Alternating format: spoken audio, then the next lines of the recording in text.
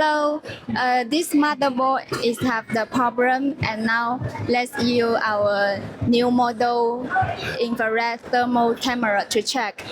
Now let's open the power supply and check the motherboard. So you can see the motherboard have the problem, and we can click this button to change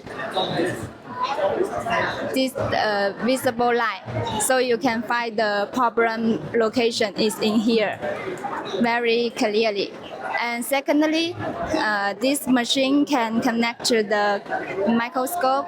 You can click here to change, show you in the screen. Okay, that's all.